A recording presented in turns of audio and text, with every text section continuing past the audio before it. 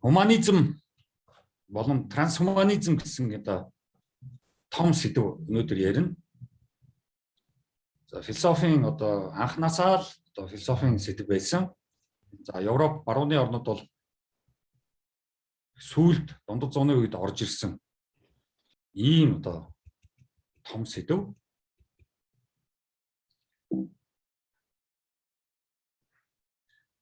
За бидний ер нь одоо бид нар ингээд философи гэдгээр юу ойлгож одоо ямар сэдвээр цаашид одоо явах өнөөдөр хүртэл ямар сэдвээр явж ирсэн монголчууд бид нар Монгол улс тэгээ цаашид яах вэ гэдэг бол энэ хоёр сэдвтэй бол маш их одоо хамааралтай. За гуманизм гэдэг маань ерөнхийдөө бидний одоо ойлголтоор яг хүмүүнлэг гэдээ орчуулсан байдаг. Одоо манайд хүмүүнлэгийн их сургууль гэдэг байдаг шүү дээ. Тэр бол яг гуманизм гэж нэрлэдэг байгаа. За яг гуманизм, хуман гэдэг маань бол human гэдэг маань яг ерөнхийдөө хүнлэг, хүнээрээ, хүн шиг гэсэн ойлголт явж байгаа. За бид нар мэднэ humanities гэдэг их сургуулиудад хүнийг судалдаг салбарууд байдаг. За манайд бол яг ингэж humanities гэсэн салбар бол нэг хөгжөөгөө. Ерөнхийдөө нийгэм судлал, нийгмийн ухаан гэж явчихдаг. Нөгөө талдаа бусад салбаруудыг ингээд холиод хутгаа явчихдаг. Уул нь бол humanities яг хүнийг судалдаг салбараа тусад нь авч гарсан бол их зүгээр байсан. Тэгээд энэ бол эвдэгдсэн. Та нар мэдж байгаа. Одоо Монгол улсын их сургууль гэхэд ерөнхийдөө humanities-ийн салбар бол байдгүй. Дандаа л одоо юу гэдгийг түүх монгол хэлч гэдэг юм одоо юу гэдгийг улс төрч гэдэг юм уу, эдийн засагч гэдэг юм уу гээ явцдаг. Humanities бол за анагаахын их сургууль бол humanities-ийн сургууль одоо байх ёстой. Гэхдээ тэр бол humanities бас болж чадаагүй, зөвхөн одоо медицин, эмнэлэг гэдэг нь яваад байдаг. За шүтээс бол яг humanities-ээс бол дэндүү хол уул уурхай одоо архитектур юу байдгийг явждаг. Тэр нь Монгол улсад бол энэ humanities ярихад бол одоо маш их хэцүү. Бидэрт бол маш их одоо дутагдaltaй ийм одоо сэдв рүү өнөөдөр орно. За Сартр бол ерөнхийдөө экзистенциализм болвол гуманизм гэж хэлчихсэн байгаа. Бидний одоо Сартрийн нийт одоо лекцүүд сэдвүүд номуудыг бид нар ярьж хахад экзистенц хүн хэрхэн байх юм бэ? Энэ одоо хорвоо дээр энэ амьдралд энэ ертөнцид гэсэн. Тэгээ тэр бол ерөнхийдөө экзистенцийг ер нь л гуманизм шүү л гэж Сартр номондоо одоо бас гаргасан байдаг. Энэ юу гэдэг байгаа юм бэ гэвэл ер нь бидний экзистенц хүн байх маань бол хүнлэг байх шүү л гэж явж байгаа байхгүй юу? Ерөөсөө л бид нар хүн байна гэдэг бол одоо гадуур нэг тийм реклам яваад байна шүү дээ. Хүн бай гэдэг. Тэр бол эцсийн эцэст бол хүнлэг байл гэж бичих хэрэгтэй байхгүй юу?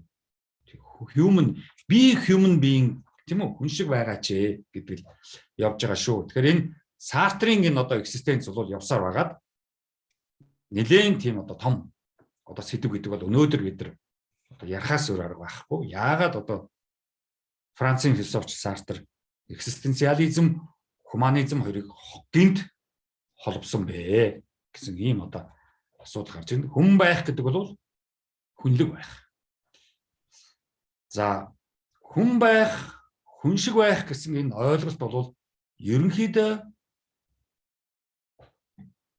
нөгөө дундад зууны үед Европт ер нь гад маань одоо энэ Кристийн гад маань энэ Есүс маань энэ Кристийн гад маань бол бүгдийг чадахгүй байна гэдгээс л бол ихэлтэй. Тий. Зарим юмыг бол гад болж чадахгүй байна.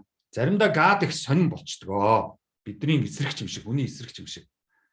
За тэр бол нөгөө Португалд гарсан том одоо газар хөдлөлтөөр яг эд одоо сүмийн бүтэн сайн өдөр яг эд сүмд ингээ мөргөл хийгээд байж хахад асар том газар хөдлөлт болоод олон сүм хийдүүд нурж олон хүмүүс сүм дотор өгсөн. Тэгээд энэ тэрнээс хойш ер нь гадад итгэх Европын орнуудад Кристийн шашинтай орнуудад Есүстэй орнуудад бол асуудалд орж гисэн. Тэгээд ерөнхийдөө хуманист гэсэн, Ренессанс гэсэн, Грекийн тэрх хуманизм, Грекийн тэрх одоо хүнийг одоо дээд зэгтэн хүртэл одоо хөгжүүлэх гэсэн тэр антикийн үеийн соёл. Өнөөдөр ерөөсөө бид нар яг тэрийг л буцааж одоо тэндээс суралцаж гуманизм гэдгийг гаргаж ирээ. Бүгдийг гадад Кристийн сүмд, католик сүмд одоо найдаад итгээд явах боломжгүй байна. Хүн чи өөрөөгөө одоо авч явах чадвар шаардлагатай боллоо гэсэн. Энэ бол гуманизм одоо бидний нөгөө Ренессансыг одоо юу гэдэг лээ дахин сэргэлтийн үе энэ гэдэг үлээ тий сэргэн мандалтын үе гэж орчуулдаг шүү дээ. Тэгээ тэгж орчуулж болохгүй л дээ. Орчуулж ерөөсөө болохгүй үгнүүд юм байна. За тэр ч яах вэ? За ингээд одоо яах вэ? Хүн та одоо энэ ухаанаа л одоо ажилуулах хэрэг болж дээ. Хуучин бол амар байсан. Толгой дотор бодол орж ирлээ. Толгой дотор сэтгэлийн хөдөлгөөн орж ирлээ. Толгой ухаан дотор дур тачаал орж ирлээ. Юу вэ гэдэг тэр бүгдийг гад цаанаасаа хийж байгаа шүү. Тиймээс би одоо гадын хүслийг цаанаасаа хийсэн гадын тэр хүсэл, шаардлага, үүрэг, даалгавар, сайн, муу, ичих, гомдох, уйлах одоо юу гэдгийг үзэн ядал, хорсол тэр бүгд бол миний энд гадтай холбоотойгоор үүсэж байгаа. За тэрийг бол одоо мөргөлөөр гадаас асууж, сүм хийдэж очиж, пастороосаа асууж засаж амжлаа гэсэн нөгөө одоо Seven гэдэг фильм байдаг шүү дээ. Morgan Freeman, Brad Pitt хоёрын тоглосон. За одоо ингээд хүн маань бие даах асуудал гарч иж шүү дээ. За ингээд ухаанаа ажиллуулж болох юм. Одоо яг нийгэмд нөгөө гад өгчихсэн. Гадаас хүн одоо ингээд чөлөөлөгдөж эхэлж байгаа учраас өөрийгөө заавал хөгжүүлэх болохгүй. Тэгэхгүйгээр явахгүй. За энэ бол маш хэцүү. За энийг Сартр хэлээд байгаа шүү дээ. Тэр хэрэгчлөөг чи одоо дураараа гэж ойлгож болохгүй шүү. Өөрийгөө бүтээх хэрэгчлөө. Хүн өөрийгөө бүтээх тийм ч амархан биш. За энэ үеэс л одоо нэг 10 жилийн сургуулиуд байгуулагдж ирсэн барууны орнуудад ихтэй сургуулиуд байгуулагдж ирсэн барууны орнуудад шүү. Тийм. Нөгөө энэтхэг хятад, араб, перс тэр ард түмнүүд бол айл хэдийн асуудалтайгаа зууралдаад хэдэн 100 жил болчихсон байсан. Бид нар ч нөгөө Европын янз бүрийн юмнууд орж ирээд Америкээр дамжиж орж ирээд барууны юмнууд орж ирээд байдаг учраас эдрийг л мундаг юм байх гэж бодоод байдаг. Тийм биш шүү. Бид нар чинь сүүлд орж ирсэн энэтхэг хятад, перс, арабын ард түмнүүдийн хажууд бол Европ, Америк хоёр бол бацаанууд. Тэрийг одоо бас мартаж болохгүй шүү. Тэгэхээр бид нар ер нь бол энэ Маркс, Ницше, Сартр энтрээр бол барууны орнуудын бацаануудын философиг л ярьж байгаа шүү. Энэтхэг хятад, перс, араб руу орох юм бол агуу том ертөнц рүү явж орно. За миний дараагийн одоо нөгөө хийх 10 жилийн ажил чинь энэ гэж хэлээд байгаа шүү дээ. Одоо бацаануудаас салаад жинхэнэ том одоо философийн ард түмнүүдтэй дараагийн 10 жил танилцсан. Хэд одоо бид нар барууны Америкийн ном, реклам тийм үү? Тэр бүгд одоо хууртагдаад яваад байна шүү дээ. За тийм учраас энэ би Сартр ба Персийн нөгөө Маздак гэж одоо том философч гэсэн 1000 жилийн өмнө амьдарч ирсэн.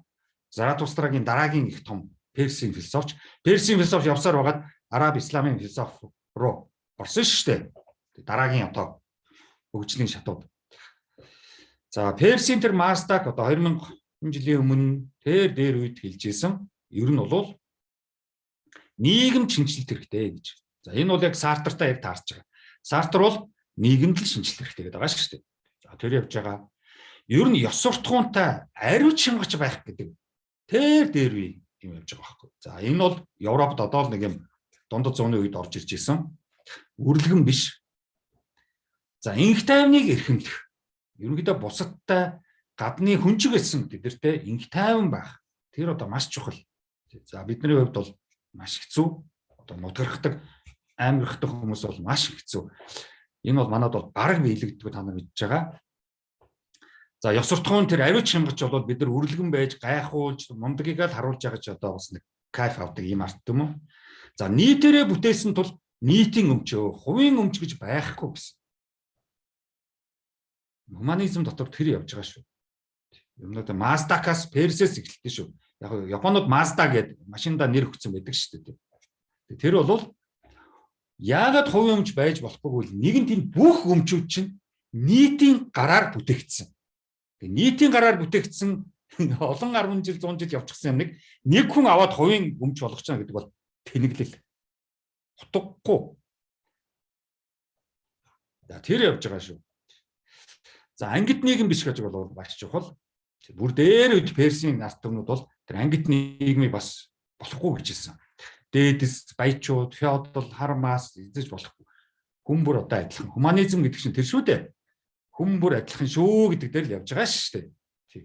Зүгээр яг одоо төрөхөд ямар гэр бүл, гэр оронд ямар хэл, ус, нутагт төрдгөөрөө л ялгаатай болохоос биш. Хүн гэдэг утгаараа адилхан. За тэр дээрээс Персес одоо гаралтай ер нь бол мөнгө төр хоёрыг бол дандаа л одоо хязгаарлаж явах хэвээр. Давруул одоо гай тарийн шүү гэсэн ийм одоо онлууд явж байдаг. Энэ бол бас л хуманизмын л одоо том сэдэв. За хуманизмын өрнөл барууны орнуудад одоо Есүс Христийн орнуудад хэрхэн явагдваа.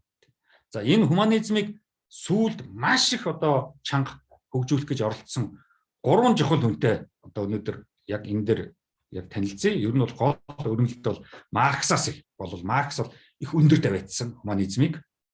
Дараа нь Сартр хуманизмыг өндөр тавиадсан. Дараа нь Эрих Фром бас хуманизмыг өндөр тавиадсан. За Маркс хуманизмыг яаж ойлгож юу гэж тайлбарлаж явсан бэ? Хүн шиг байх, хүнлэг байх.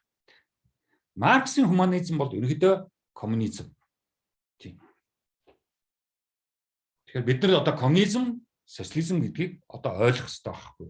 Маш их тийм хүнийг анхаарсан хүнлэг нийгэм учраас тэр нөгөө нэг бид нар чинь эсгээрээс гарч ирсэн ном сум харуудаг ан хийдэг. Зөвхөн гэрийнхэн хамаатан садан тэр авийнхныгаа л тухай ойлголттой танихгүй хүнтэй нийгэм болж амьдэрдэг гэсэр бол биднээс бол дэндүү хол байсан. Тэрийг одоо мартчихлахгүй шүү.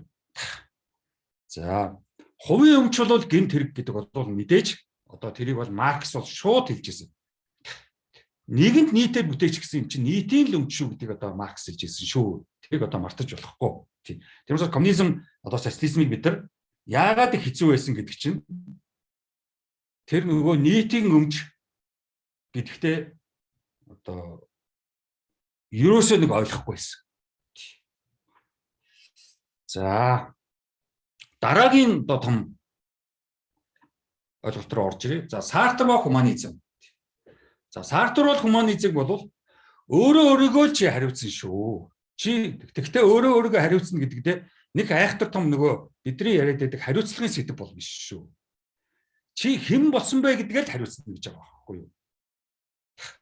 Чи өөрийгөө хэн болгосон? Тэр болгосныгоо л хариуц. Тэр их тухайн хүнтэй маш чухал асуудал болчих байгаа байхгүй юу? Тэр одоо шуналтай хүн шунд одоо маш мөнгө идчихсэн шуналтай хүн байж шүү дээ. Тэр чи одоо чи өөрийгөө л шуналтай л болгосон байж шүү дээ. Тэргээл чи хариуц гэж байгаа байхгүй юу? Тийм.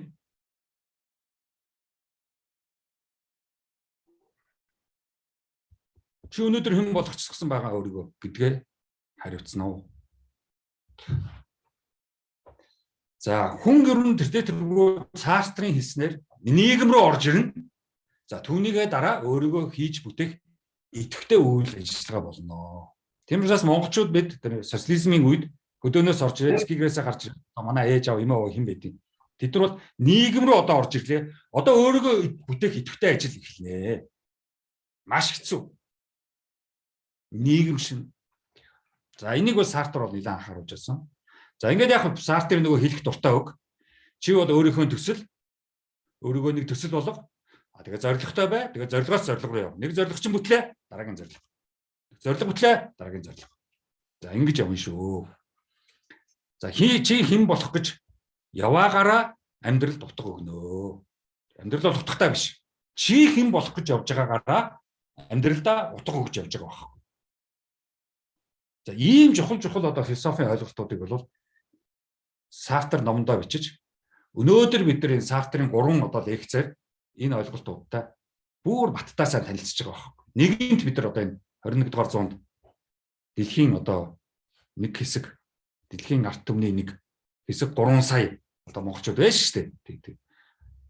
Тэгэл одоо өөрийгөө л бүтээх хэрэгтэй. Тий өөрийгөө бол ерөнхийдөө нэг төсөл гэж бодох хэрэгтэй. Тэгэхээр одоо төсөл дээр би ажиллаж байна. Тий хүн бол тэргүй төрөн бүтээ бар наснасаа ч юм уу шууд одоо бэлэн мэдлэгтэй боловсролтой сөрөх юм биш шүү дээ. Бид нар одоо хүн л гэж нэрлээд байгаа болохоос биш хүн болоход маш хэцүү шүү дээ. Энд байгаа бүгд дэлхийн том одоо Арабын, Персийн, Энэтхэгийн, Хятадын, Оросын, Германыч гэдэг юм уу энэ бүх философичуд бол хүн болоход маш хэцүү шүү. Маш их хичээлдэл хэрэгтэй. Тийм учраас хүн болохын төлөө одоо явах хэрэгтэй. Өөрийгөө хүн болгох хэрэгтэй. Хинч хэнийг хүн болгож чадахгүй. Өөрөөрөө л хүн болгоно. Хинч хэнийг боловсралтай болгож чадахгүй. Өөрөөрөө л боловсралтай болно. Хүнийг мэрэгчлээ бол болгож болно. Мэрэгчл заагаад тэрийг сурж болно.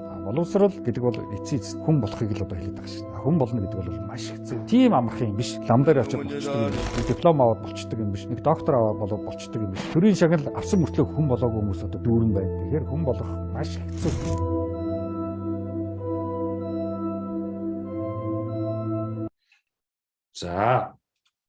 За Фром бол Маркс, Сартр хоёроос арай өөрөөр хуманизма тайлбарж өөрийнхөө хуманизмын онолыг босгож ирсэн. Ер нь философичд өөрийн онолтой байдаг. Би гэхэд миний хуманизм бол эдрээс Маркс, Сартр, Фромоос арай өөр. Яг би ч нөгөө эсгээрээс арсан малчин шүү дээ. Тий одоо ч гэсэн тэгээд малчин нарилаагүй байгаа. Хоньны мах идэх дуртай. За Фром хуманизма юу гэж тайлбарсан бэ? Хүмүүс хүний өөрийн бүтээснүүдийг тийм үний өөрийн бүтээснүүдийг шүтэж өгөх шахдаг. Энийгээ болооч гэсэн. Чи бурхан зурчаад бурхан шүтээд тахтай яадаг. Чи жанраскийг боцохчоо жанраскийг шүтээд тахтай яадаг. Чи Mercedes-Benz машин, Land Rover одоо Jeep машин бүтээчгээд өөрөө тэр машиныг шүтээд тахтай яадаг. Чи компьютер одоо гар утсан байдгийн хүн бүтээчгээд тэрийг шүтээд. Хийснээ шүтээд ир гэж ямар тэнэг юм бэ гэж байгаа байхгүй. Өөрийнхөө гараар бүтээчээд. За энийг бол Фром бол хуманизмын эсрэг шүү гэсэн. За яг ерөнхийдөө консумизм болчиход байгаа шүү дээ. Бид нар чинь тийм үү нэг шопинг хийдэг, юм нэг худалдаж явдаг, тэр худалдаж явж байгаагаар би чадчихээн. Би одоо ингээд энүүгээрээ хүнээс илүү болчихно. Одоо шинэ Land Rover одоо юу байдгийг Land Cruiser одоо нэг ланд баахан ландууд байгаа шүү дээ. Тэгэхээр ланд хэдэн зуун. Тэрүүрээ хүнээс илүү байна шүү дээ. За мэдээж нөгөө Фром чинь хэн байх чухал болохоос чиний юу эзэмшдэг чухал биш ээ. Чамд юу биевэ тэр чинь нэг над чухал биш. Хүмүүс чинь гэсэн гэртээ оруулаач юм уу? Оффистээ оруулаач юм уу гэж ямар их баян чинэлгээ харуулах гал хичээгээд байгаа шүү дээ. Энэ тэнд хувийн байшин бариад хашаа машаа татчихсан дотор нь банкар нохоогүйгээд л тийм. Тэр чинь нэг чухал биш ээ. Хинэ. Тэр явж байгаа байхгүй. Тэрийг одоо бид бас. За Фром, Эрих Фром, Сартр, Маркс бол ийм одоо ялгаатай. Та нар миний одоо нэг гурван цэнхэр сурхачийг мэдж байгаа шүү дээ. Тийм үү? Хайдеггер, Сартр, Фром гурвыг би ерөнхийдөө сурхачиг болгосон шүү дээ.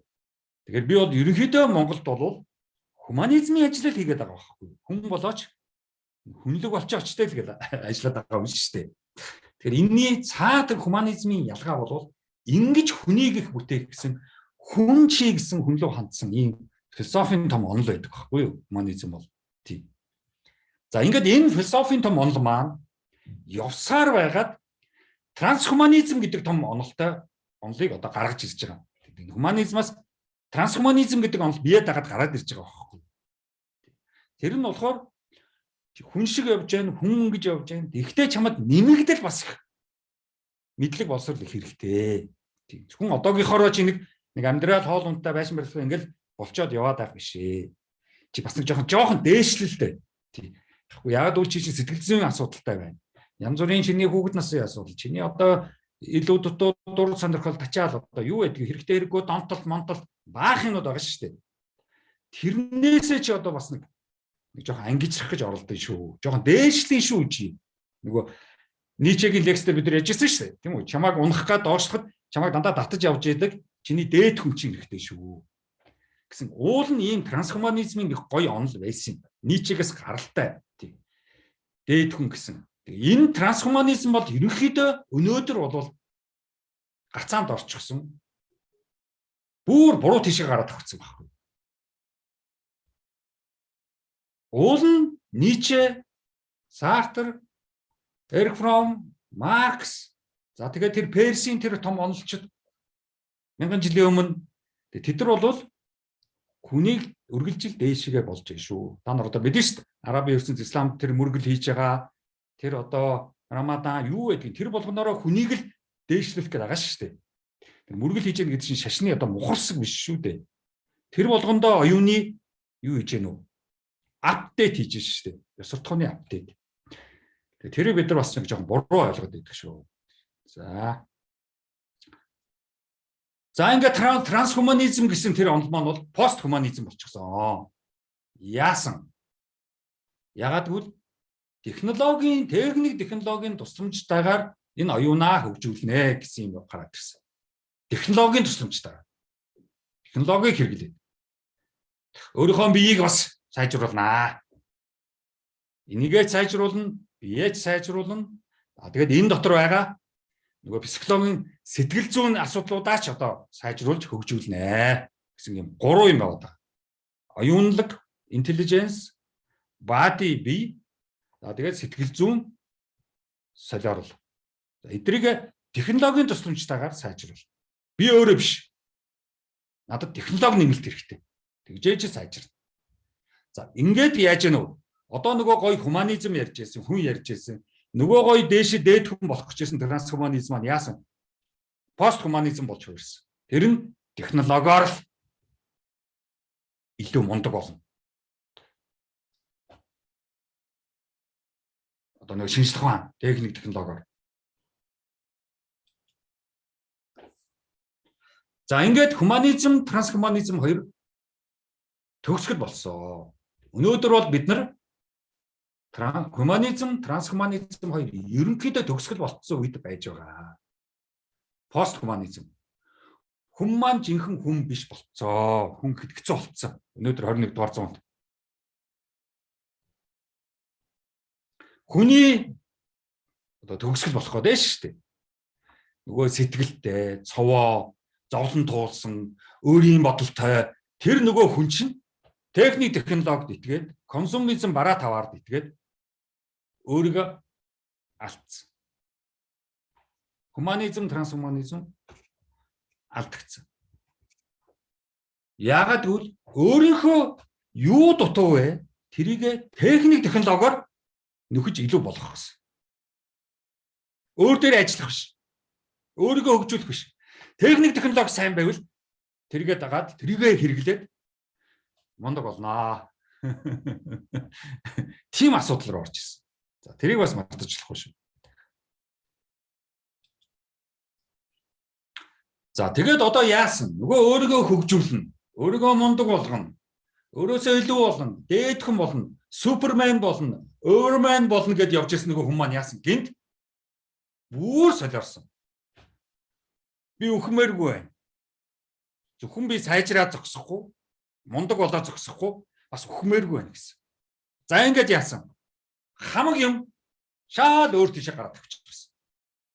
Анхны зорилго, анхны тэр айдиа, анхны тэр философи бүгд яасан? Орхигдсон. Ямар ч үн дээр хамаагүй би үхшгүй мөнгө болно. Үхмээргүй байна.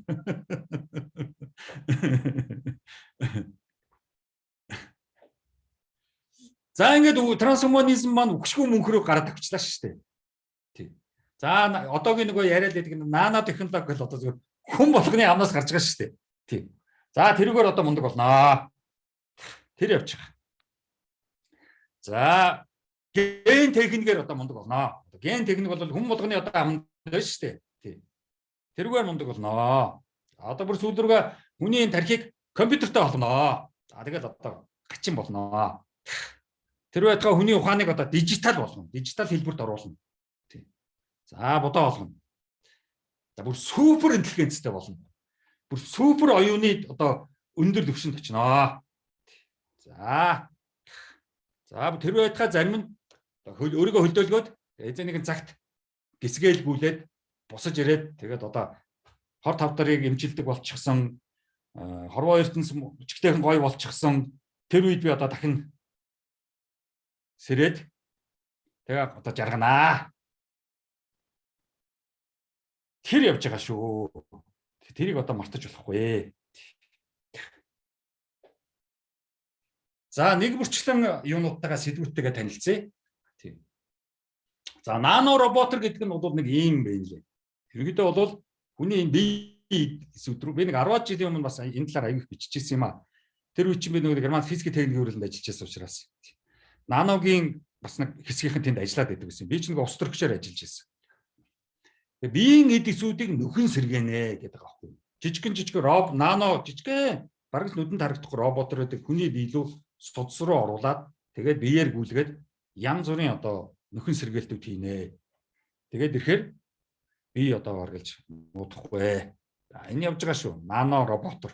Жижигхэн интернет рүү орохоор баахан гой зургнууд байна лээ. Гэхдээ тэд рүү зөвхөн загвар зургууд учраас яг одоо бодит гэхэд маш хэцүү. Тэр судлаачид бол өөрснөө мэдж байгаа байх. Надад бол нэг тийм сонирхолтой биш. За Neuralink гэдэг нэг юм гараад ирсэн. Одоо хин гэж нэг балаа нөхөр байгаа шүү дээ. Elon Musk гэдэг. Бараг ч одоо шинэ үеийн болох юм уу аашийн тий. За тэр чинь нэг ийм нэг гаргаж ирчээд байгаа. Тэр одоо ингээд хүний тархийг компьютертэй холбоно гэдэг. Тэгээд энэ хүний тархинд ийм жижиг чип суулгана. Тэгээд тэргүүрээ хаа нэг газар бидний энэ тархийг суулгачаад тэндээсээ тэр нь юугаараа одоо Bluetooth гэдэг юм уу юу гэдэг юм. Тэргүүрээ компьютертэй холбогдож байгаа. Компьютер нь бүх хүмүүсийн чиптэй холбогдож байгаад тэргээ яах вэ? Нөгөө cloud гэдэг шүү дээ. Cloud-тай хийчих. Энэ ер нь их явдалтай. Энд бол этик моралын хувьд бол ер нь маш их асуух ёстой сэдв байгаа. Философч миний хувьд бол энийг бол би байн одоо асуух ёстой. Тэгээд энэ яах ёстой вэ гэвэл яагаад ингэж байвал өөрөөр тодорхой нэг арт түмнийг тэр чипээрээ тэр нэг cloud-ст байгаа учраас санамжаасаа татчирж байгаа тэр арт түмний одоо бодолд нь сэтгэлийн хөдөлгөөнд нь нийтээр нөлөөлж боломжтой байна. Тэг энэ их аюултай. Зөвхөн эрэгтэй хүмүүсийг сонгож байгаад эрэгтэй хүмүүст нөлөөлдөг ч юм уу. Эмэгтэй хүмүүсийг сонгож байгаад эмэгтэй хүмүүст нөлөөлдөг ч юм уу. Залуу үеийг сонгож байгаад залуу хүст нөлөөлдөг ч юм уу. Компьютер нөгөө клаудаасаа янз бүрийн чип суулгацсан учраас нөлөөлөх юм аюултай. Тэр байтга улс орныг ч гэсэн. За Elon Musk бол дэлхийн бүх хүнийг чип суулгаж компьютертойгоо холбоо. Тэгээд дуртай цагтаа тэр чипээрээ биднийг хөөгөлтэй болгоно. За нэг юм яваад байгаа шүү. За ген техник бол яг гол нь одоо үхшгүй тэр генийг нээж болох. Тэгээд тэр генээрээ хөгшилтийг зогсоох. За энэ бол Elon Musk-тай нэг өрсөлдсөн Google-ийн төсөл явж байгаа шүү. Google бол одоо дандаа anti-aging ярьж байгаа. Тийм. Энийг одоо мартчихлахгүй шүү. Тэр нь бол хүний одоо бие рүү орж ирсэн. Elon Musk шин тархин дээр ажиллаад байгаа.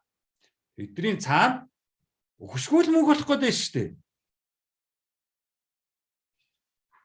За крио хадгалах гэдэг бол яг хасах 195 градус төлдөх. Тийм. Бид азотын явж байгаа хаа тэнд. Дюарын сав энэ гэж бид нар мэдэн шүү дээ. Тодорхой нэг энэ элементүүд байдаг байхгүй юу? Тэр элементүүд хасах температурт, гүн хасах температурт буцалдаг. Тэгэхээр бид нар буцлах гэдгийг физикээр ойлгох хэрэгтэй байхгүй юу? Ус бол яг 100 градуст халуун температурт буцалж байгаа. Гэтэл хүйдэн температурт буцалдаг бодисод байдаг байхгүй юу? Тийм. Одоо нөгөө юунууд байна шүү дээ. Энэ азот, хүчил төрөгч тийм ээ. Аргон гэдэг. Тэд нар бол хасах температурт буцалдаг байхгүй юу? Миний анхны дипломын ажлаа бичижсэн оюутан үеийн сэдв бол хасах температур байсан байхгүй. Би ч их олон сэдвээр ажилласан л да амьдралын турш. Хасах температураар бас би хөлдөөхөр их ажиллаж байлаа. Монгол улсын мөсөн зойргээд байгалийн хөлдөөгчөөр би бас ажиллаж байлаа. Газар зүйн судлалын хүрээлэнд байхад би чинь цэвдгээр их ажиллаж байсан. Хүүтнийг, байгалийн хүүтнийг аж ахуй амьдралд ашиглах. Дараа нь би физикийн хүрээлэнгээ нарны энергид очиод нарны энергийг хэрхэн одоо ашиглах вэ? Дараа нь Германд ус төрөгчөөр ажиллаж байсан. Ус төрөгчийг хэрхэн одоо хэрэглэх вэ гэсэн. Би дандаа нөгөө нэг тэр тал дээр ажиллаж байсан байхгүй. Хүнлүү бол нэг орж байгаа. Тэгээд философоор дамжиж одоо ингээд хүнлүү орж ирж байгаа. За тэр хадгалах бол яг хасах 95 градус хүний биеийг үхэхээс өмнө жишээлбэл одоо энэ тэнд бол энд хадгаламж хөлдөөгч захил орж байгаа гэдгээд сонсогдоод байгаа. $200,000 төлөөд тэгээд хор тавтартай хүн за намайг хөлдөөгээд огцом хөлдөөдөг. Амдаар нь шүү. Тэгээд огцом хөлдөөгөөд тэгээд хэдэн жилийн дараа чинь одоо тэр хор тавдрыг эмчилдэг болсон үед хэнийг сэрэнэ гисгээгээд сэрэн. За ийм одоо технологи одоо бас явж байгаа. За клондох бол маш их одоо яригдж байна. Тэг өөрийнхөө клоныг бүтээлгүүлээд, үйлдвэрлүүлээд, төрүүлээд тэгээд хаана газар тэр клоноосоо эргэтнүүдээ аваад байждаг. Жохон байж байгаа дахиад нэг клон үсгээд л. Тэр клон дууслаа. Дараа клон. Одоо миний одоо яадаг 10 клон, 100 клон ч байж болно. Хэрэгтэй юмнуудаа би аваад сууж идэг. Тэр бүр нөгөө клонууд үхэн шүү дээ. Тэгэхээр хэцүү болчих واخгүй. Клон гэдэг чинь бие даасан хүн үү? Иргэний бүртгэлтэй юу? Иргэний өмнөлттэй юу? Эсвэл зүгээр одоо багаж Вьетнам засварын газрын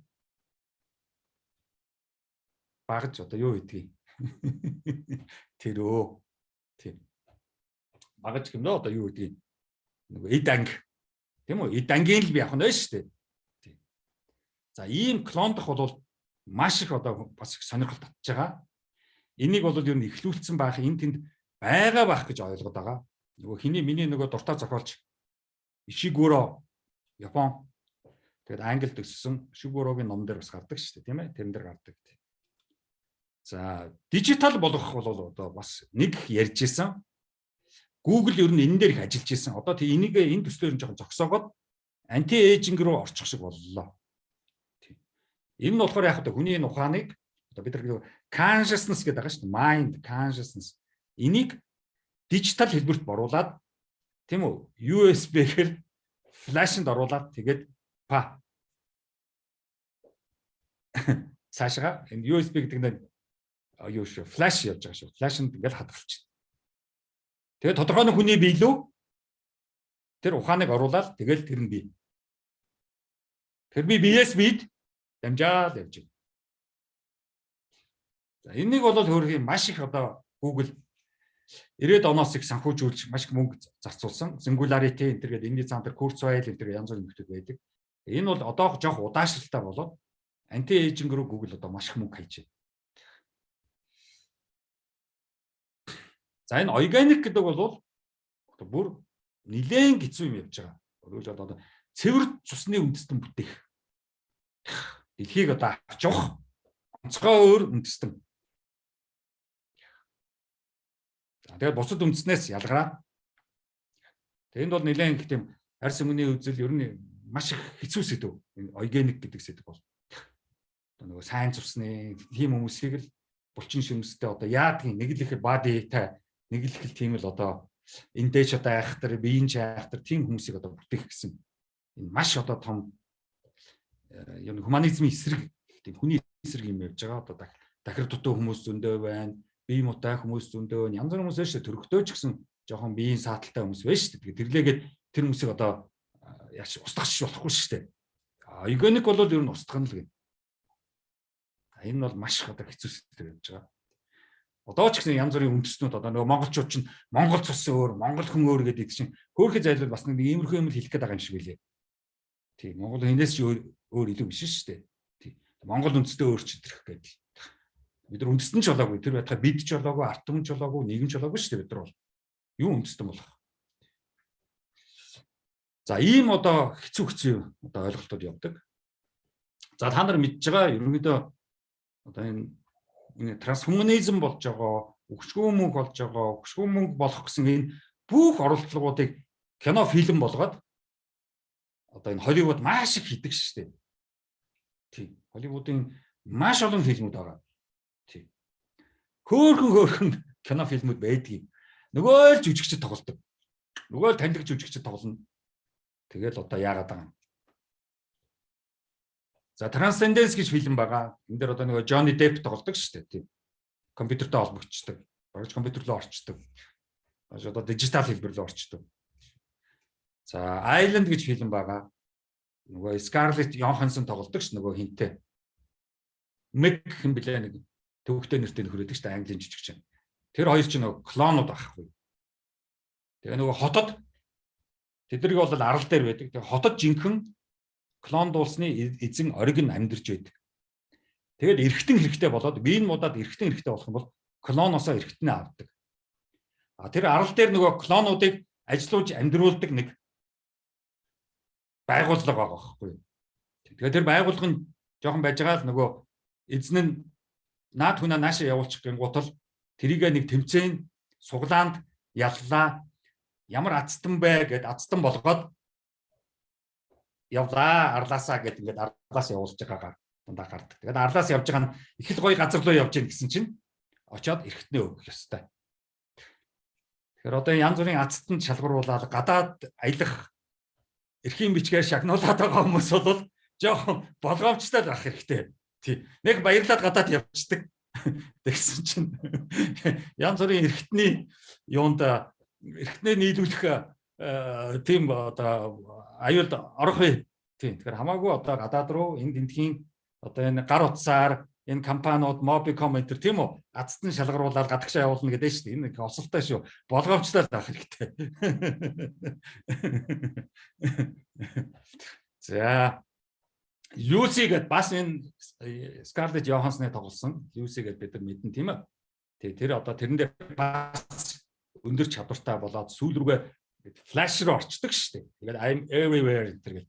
Тэгээд God л болчихж байгаа юм шиг байлээ. Тэгээд тэргээрээ юу хэлж яанэ цаагаараа. Бас амар сарказм, ирони явж байгаа байхгүй юу. Хүн та өгшгүй мөнгө болох гээд байна гэдэг чинь та тэгэл God л болох гээд байна шүү дээ. Тий. Хүн та ер нь ямар их том юм бодод юм бэ?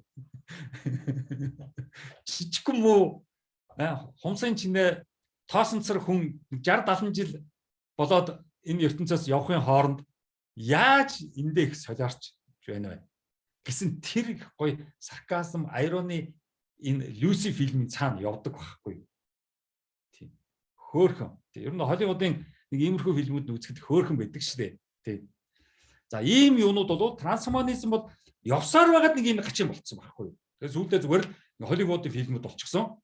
Тэгэл бүгд л ингээд тэгээ тэрийн байдаг ч юм уу байдгүй ч юм уу. Хүмүүс тэрийг үзээд үнэмшээд идэг. Тэгээ одоо энэ хүмүүс чинь энэ Холливуудын фильмүүдийг үзчихэд үнэмшил шүү дээ. Зүгээр наад чинь зүгээр нэг урлагийн бүтээл.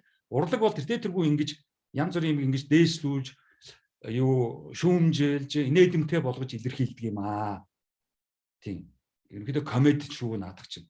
Бид бол комеди л үзээд байгаа шүү дээ. Би одоо энэ янз бүрийн ийм фильмүүдийг үзэх юм уу хин тэнд хүн алж байгаа яаж байгаа фильм үзэх юм ийм инээд төрөд идэх байхгүй. Хөөхөн. Тэгэхээр тэр юмд бол хүмүүс болоод ингээд Холливуудад үнэмшээд байгаа нь бас заримдаа бас арай л доогор байгаа байхгүй. За ингээд трансгуманизм ба пост экзистенциализм тийм ер нь бол бидний одоо Сартрийн ингээд ярьсан өнөөдрийн лекцээр бол ерөнхийдөө экзистенц маань өнөөдөр одоо зогссон шүү. Тийм.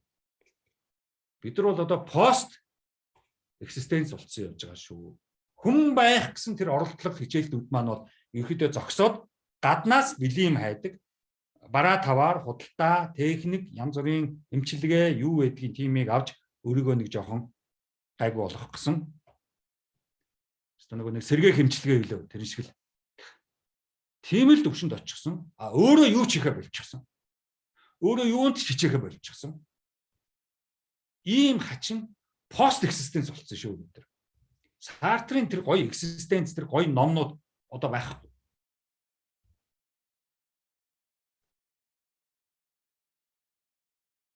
За ингээд өнөөдөр яг тэгэл трансгуманизм л гэж яриад байдаг.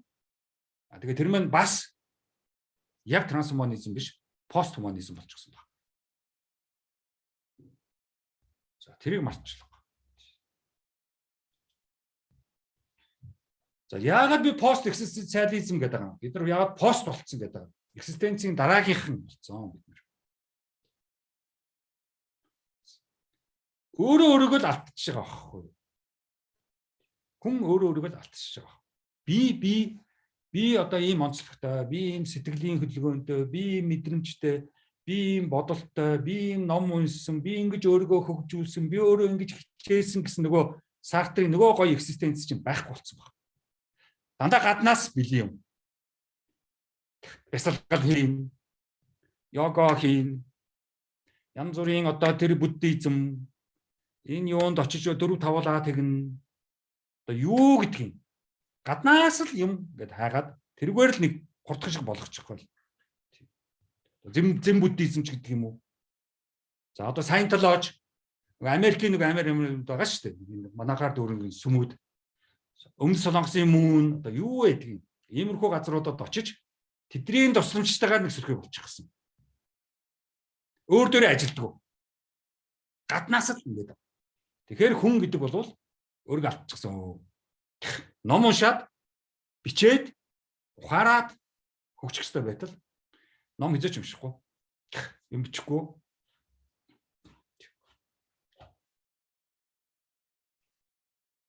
Тэгээд нэг сайхан баадинууд л алхалтаад байдаг.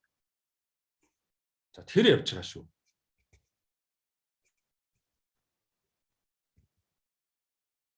Одоо сайн нэг хүн дээр нэг уулзаад ярьж байгаа гэж байгаа.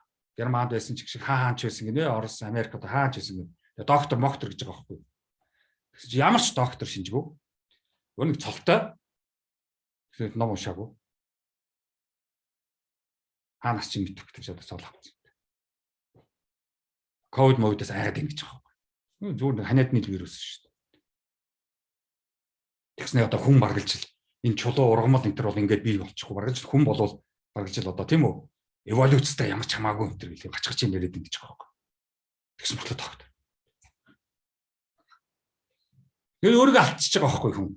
Зүгээр нэг цол, мөнгө, гавьяа, шагнал тийм үү нэг тиймэрхүү хэмжээр л хязгаарлагдаад би өөрөө хөгжихгүй шүү дээ.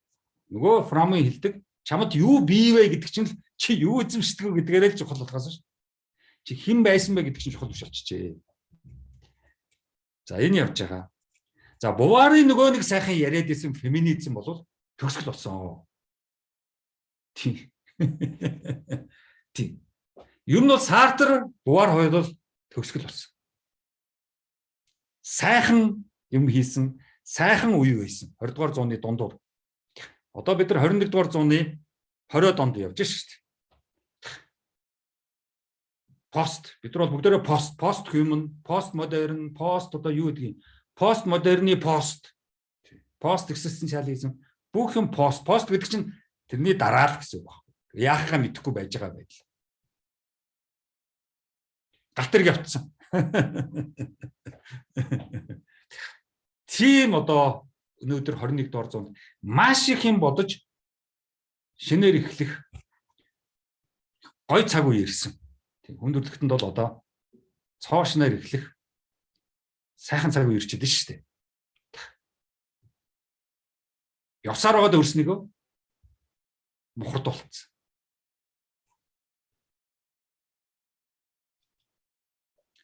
Нөгөө гэр хороол чинь нөгөө мухар годомж гэж байдаг шүү дээ. Явж алхаж. За энэ нэг өөр ороод дараагийн дээшгээ орчин нөгөө гэр хороол чинь баг чинь аюух явдаг гэсэн. Эмээр үгүй. Яа мухар годом руу ороод тэгэл бүр ядраал буцаал алхахдаг байсан. Тэр шиг хүн одоо яг мухар годом руу орцсон. Одоо буцаад алхахаас өөр арга байна. Залхуур хэрэггүй.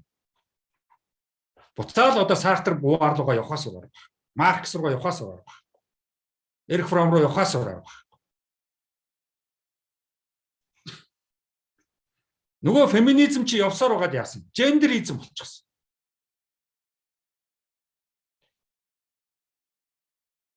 Уулан Бувар хэлсэн шүү дээ.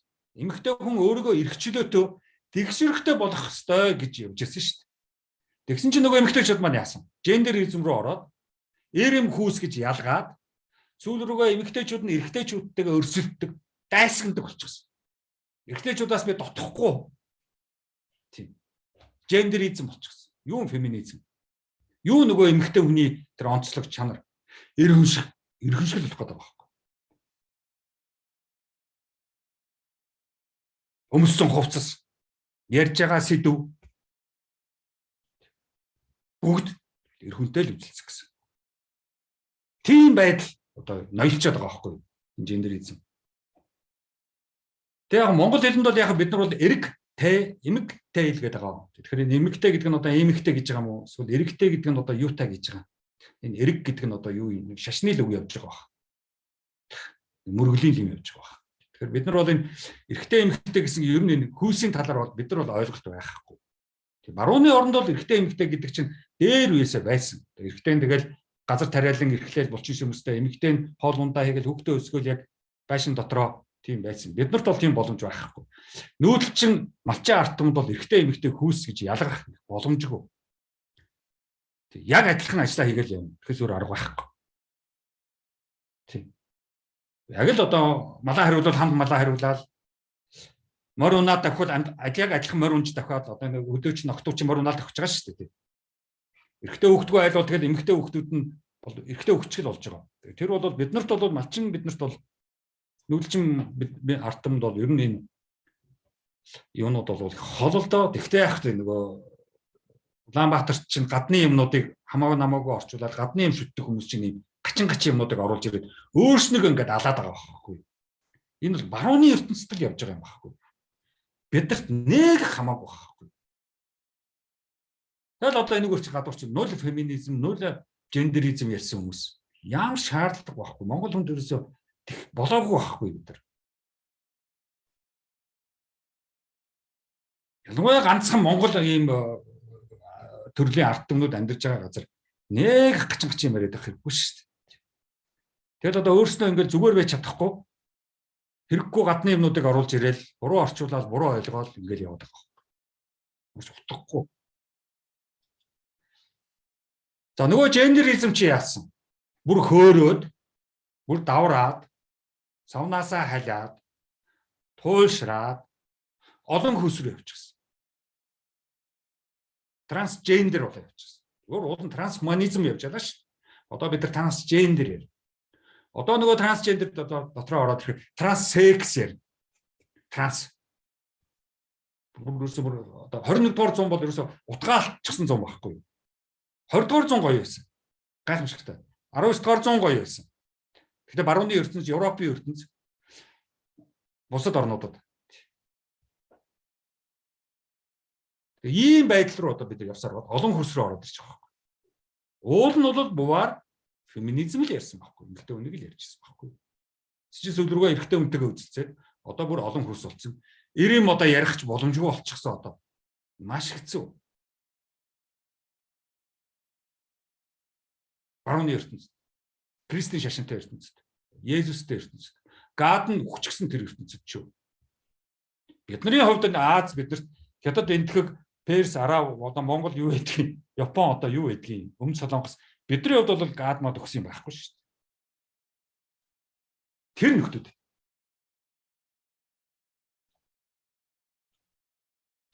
За энэ одоо олон хүсд ингээд барууны ертөнцид яриад байгаа. Одоо та нар Скандинавын орнуудын тухай ном уншаарай. Тэн дээр бол маш их одоо энэ гендеризм явж байгаа. Facebook дээр ч гэсэн гендеризм одоо бүр өндөр хачсан. Трансгендер, транссекс. Одоо энэ дэлхийд одоо 6 хүйс ярих гэж байна. Одоо 6. Нийтдээ бол 60 хүйс байгаа шүү. Цааснаар бичсэн байл. 60 гаруй хүйс. Зүгээр тэрнээс зүгээр 6-гийн л аваад ярил. За ямарчсан мэйл 90 гэдэг хүйс бол байгаа юм байл. За female M гэдэг хүйс бол байгаа юм байл. За тэгээд байж тал трансмейл, трансмен гэсэн шинэ хүйс байгаа. Тэр нь болохоор M төрсөн, одоо бол 90 болчихсон. Төрөхтэй M байсан, одоо бол 90 болчихсон. За тэр хүмүүсийг бол трансмейл буюу трансменүүд. За тэгээ байж тал трансфемел, трансвумен гэсэн хүйс байгаа байхгүй. Одоо багаж албан ёсон шүү. Тэр нь болохоор эр төрсөн, одоо бол эм. Эр хүстэй төрөөд одоо эм хүстэй болчихсон. За тэгээ байж л gender queer гэсэн нэг юм байгаа байхгүй. Gender non conforming гэсэн юм байгаа. Тэр нь болохоор хүйс үгүй. Чи ямар хүйстэй? Би хүйсгүй. Уучаарай. Ийм яваад байгаа байхгүй. Одоо малчин монголчууд, хончин монголчууд бид нар одоо энэ бүгдийг яаж хүлээж авах вэ? Одоо энэ цаагуур чинь Улаанбаатарын нэг хэдэн солиотой нөхдүүд байдаг шүү дээ.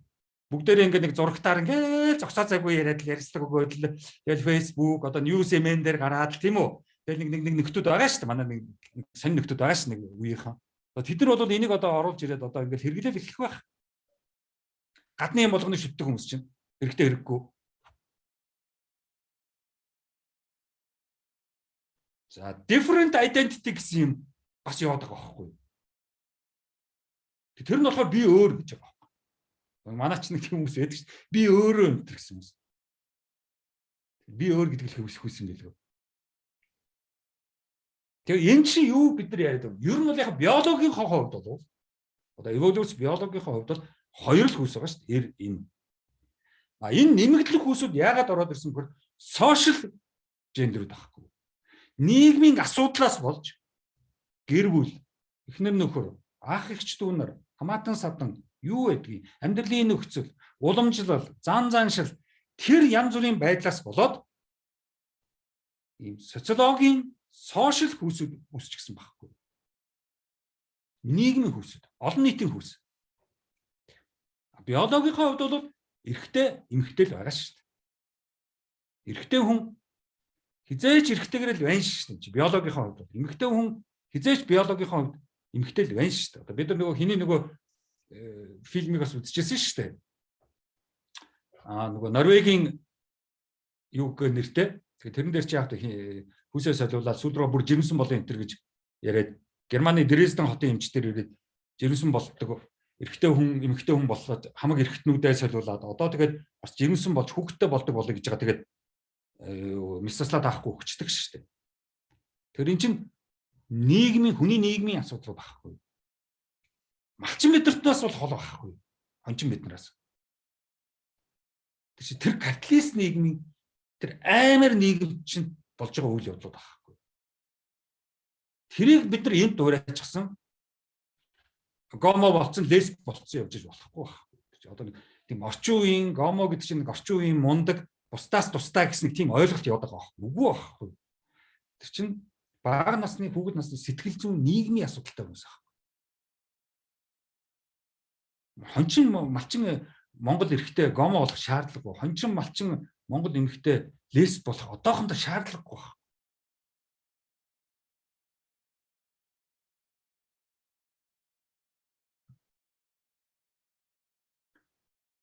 Христийн шашин бидэрт байхгүй. Улсаараа христийн шашинтай биш. Яг ганц хоёр хүн хуваараа шүтгэл байх. Тэр чинь нийгэм улс оронд эзлэх хувь нь бага шүү дээ. Бид нар чинь ерөнхийдөө шашингүй малчин л ард юм шүү дээ. Хончоо. Малдаа хончин шүү дээ бид нар чинь.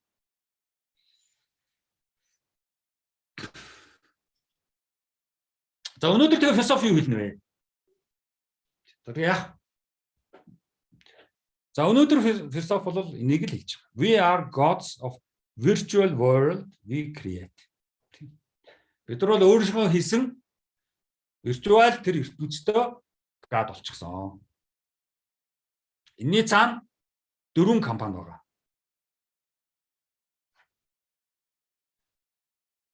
Apple, Google, Facebook, Amazon. За энэ 4 бол өнөөдөр бидний бүгдийн пост хүм болгочихсон. Хүн биш болгочихсон. Өөрсдийнхөө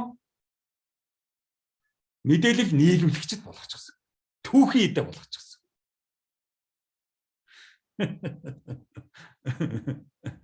Ийм л байдал өнөөдөр биднэрт яг тулчаад байна шүү дээ. Энээс бид нар аваад сууж байна шүү дээ. Уул монголчууд биднэрт Facebook бол хэрэггүй юм байна. Facebook чи Америкийн юм байхгүй. Яг хятад Орос энтертэй адилхан бид нар энтгэг одоо юу гэдгийг. За энтгэгч одоо тусдаа юутай болох байхаа удахгүй. Facebook-аас гарах байх. Тэгээ Facebook-т бид нар түүхийд нийлүүлэгчтэй л болцсон. Сошиал медиа бол гэмт хэрэг шүү. Уран зохиол чинь урлагийн их гой салбар шүү дээ. Уран зохиол урлагийн салбар биш гэдэг. Жинхэнэ урлагийн салбар. Тэнд ямар гоё үгийг биднээс гэж ойг ухаар өөрчлөлт соён гэвэл жинхэнэ урлагийн хүмүүс юус хайж байна. Манайд бол дандаа философи гэдэг шүү дээ. Тэгээд философиор маань гэж боддог шүү дээ. юм бол онцгой өөрөө философиос философч болохоор ингээд яг өчтөө байсчихсан яг тэр сэдвэр нь яг тэр хүний авторынхаа байгаа болдгоо философч жоохон айгу баримтсан. Литературлуу би яагаад ингээд над тийшээ орбод тутагаад байдаг вэ? А философик гоёор ингэлээр гоё илэрхийлж явж байгаа. Философи онцгой хоёрын дандаа дунд явдаг байхгүй юу? Одоо Азийн эмэгтэй зохиолчид маш их гарч ирж байгаа. Фонд, Лонгос, эмэгтэй зохиолчид маш их гарч ирж байгаа. Барууны орнууд тэгж эмэгтэй зохиолчид. Тэгээд уран зохиол ер нь эмэгтэйлэг юм байна гэдгийг би ойлгоо. Тэгээд эмэгтэй зохиолчдын романыг орчуулаад үлссэн чинь тэгэхээр одоо бол 3 эмэгтэй зохиолчийн за энэ нь болохоор Сөүл хотын үл ойлгох хөтөш. Бэсваг эмэгтэй зохиолч юм гэсэн юм шиг. За энэ болохоор Бан гэдэг эмэгтэй хүмүүс байна. Энэ дэдүүд эмэгтэй. Хоёулаа ахмад маш их номууд үзсэн. Энэ болохоор Японы Саяко Мурака гэх сүүлийн үед гарч ирж байгаа. Японы баяр ёслол масктай.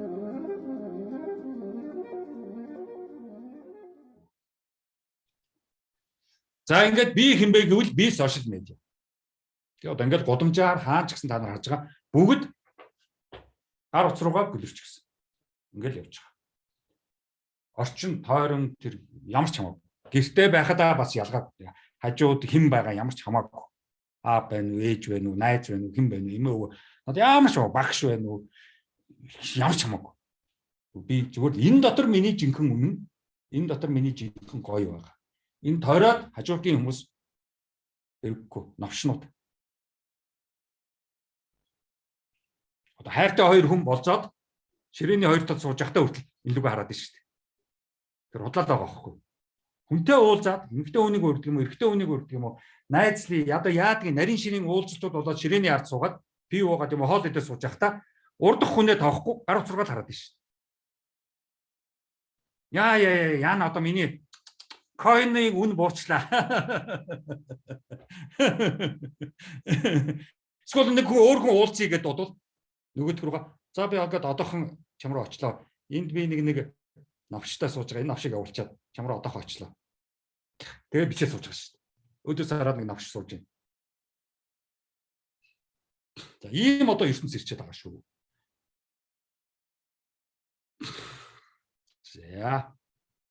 За ингээд бүгдээрээ гар утас руугаа одоо тэгэл гөлөрсөн хүн бишүүд л одоо болцгоосон. Хүн гэхэд хэцүү. Сошиал медиа гэдэг овогтой нэртэй. Тэрний цаана Apple, Facebook, Google, Amazon. Тэрний түүхийд нийлүүлэгчтэй. Үрсэн биш шүү. Түүхийд нийлүүлэгчтэй.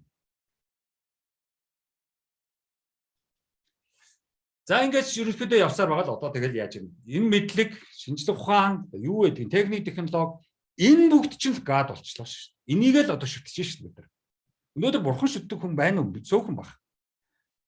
Apple-ыг шүтэж байна, Google-ыг шүтэж байна, Facebook-ыг шүтэж байна, Amazon-ыг шүтэж байна.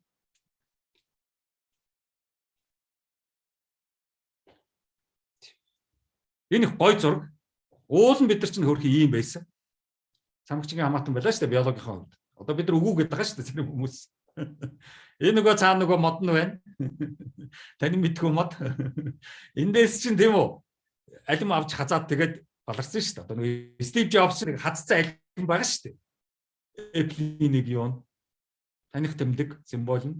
Тэр чинь тэр явж байгаа шүү дээ. Стив Джобс яасан?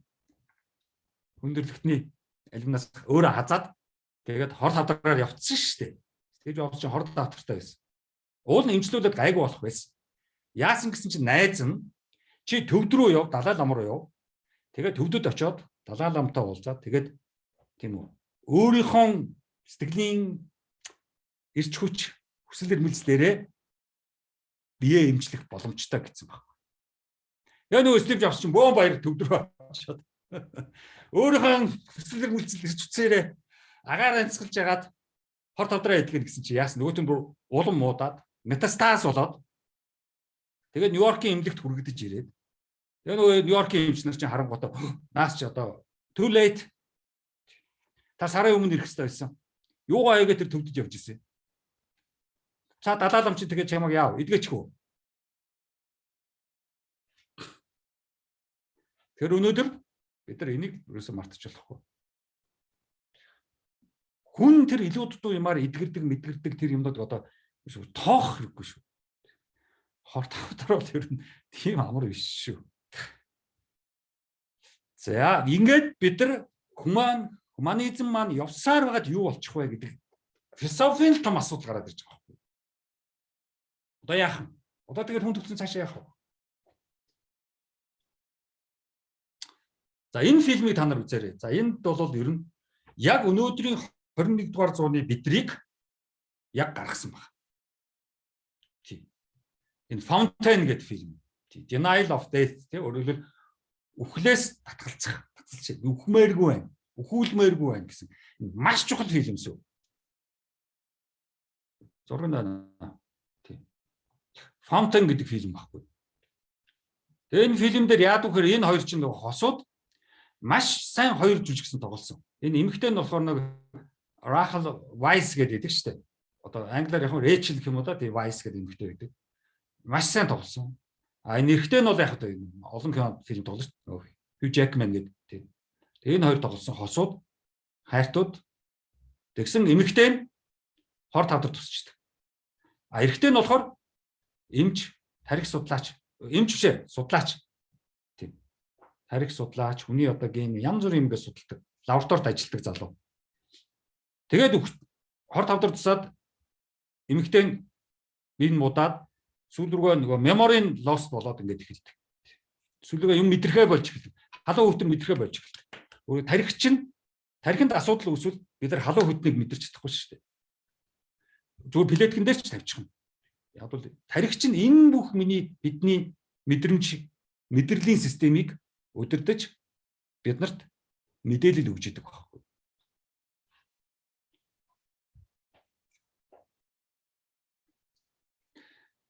Тэгээд яг янз бүрээр үзээд тэгээд энэ эрэгтэй нэрөөсөө тэгээд өгшгүй мөнхийн ген олно, өгшгүй мөнх болгоно эмэгтэйгээ гэдэл явсаар байгаа. Тэгээд тэр нь явахтай мэдээж. Фильм учраас, урлаг учраас бүтлгүүд нь трагеди, комеди, драма болно. Тэгээд эмэгтэй хөтгөлтэй хор додроо өгөх шүү дээ. А тэгээд энэ эрэгтэй одоо тэгээд сэтгэлээр унаад. Одоо тэг яаж эмэгтэйтэйгээ дахин уулзах боломж уу юу? Гингод жоох юр орчтой. Буддизмын нөгөө самсараар орчтой. Фильм нэлээд олон юудад шатлалуудаа шүү. Үзэхэд ер нь 2-3 л үзэх хэрэгтэй байна. Маш их сэдвүүдийн дотор явж байгаа шүү бидний. Тэстав нөгөө нэг дорн өрн хоёрыг холбосон, баруун зүүн хоёрыг холбосон, шинжлэх ухаан юу хоёрыг холбосон. Одоо шашин гэх юм уу да шашин хоёрыг холбосон. Тэгэхээр шашин гэдгээр бид нөгөө гоё нөгөө жинхэнэ зөв шашнууд шүү. Манай одоо энэ мухарсаг бол биш шүү. Гандан биш шүү. Яг одоо энтхэгийн буддизм явж байгаа шүү. Самсара. Тэгээд энэ Fountain гэдэг энэ фильмдэр одоо нөгөө Jackman энд одоо сууж байна. Завилчихсан. Тэгээ нөгөө нэг юуны онлоор юуны буддизмын нөгөө сансара гэж онлогоо шүү дээ. Тийм сансара. Одоо манай энэ юуны хаана энэ Улаанбаатар хотын нөгөө юу гэж байгаа шүү дээ. Сансар гэж байгаа шүү дээ. Тийм. Сансар чинь яг энэ сансара гэсэн үг хэрэглэж байгаа байхгүй. Сансар окторгуу гэж бид нар ярьдаг шүү дээ. Тэр чинь сансараа байхгүй. Сансараа чинь окторгууд очдог байхгүй. Тэгээд окторгууд одоо дахин уулзнаа гэсэн ойлголт явж байгаа байхгүй. Тэнгэрт. Тийм учраас сансар окторгуу гэдэг маань бол цэвэр буддизмын үг яваад байгаа шүү. Яг сүүлд Моис шинжлэх ухааны академи сансар гэдгийг космологийн орчуулга болгоод аваа явчихсан юм бэл. За ингээд яах вэ? Хэн болвол одоо Jackman болвол нөгөө хайртай эмэгтэйтэйгээ сансараа нөгөө насандаа дараагийн амьдралдаа уулзалтнаа гэсэн ийм одоо юугаар фильм төгсдөг. Тэгээ манайч яг ингээд завилж суугаад тэгээ нөгөө завилж суугаад тэгээ нөгөө газараас хөндөрдөг гэсэн тийм юу байдаг шүү дээ. Онл байдаг шүү дээ. Яг одоо амьдрал дээр бол тэр бол байхгүй шүү дээ. Тэр ер нь бол гэгээрээд одоо мундаг болоод ирэхээр ингээд өөрөө ингээд газараас хөндөрдөг гэсэн. Тэгээ тэр явж байгаа юм. Шашны л ойлголт шүү дээ. Тэгээд ерөнхийдөө дээшээ яваад яг ингээд тэнгэр лөө окторгоо ингээд гарч байгаагаар фильм дуусдаг байхгүй. Магадгүй тэгээд тэнд тэр хоёр уулзсан байлгүй. Ийм нэлээд тийм өгшгүй мөнхийг нэлээд одоо сэдвийг нэлээд гаргаж ирсэн маш чухал сэдвтэй фильм. Тэр бид нар ерөөсө тоохгүй орхиж болохгүй юм байна лээ. За энд одоо бид нар мэдж байгаа шүү дээ. Самсара буюу Сансара гэж нэг фильм байгаа. Та нар энийг олж үзээрэй. За энийг бол би нэг 6-7 удаа үзсэн.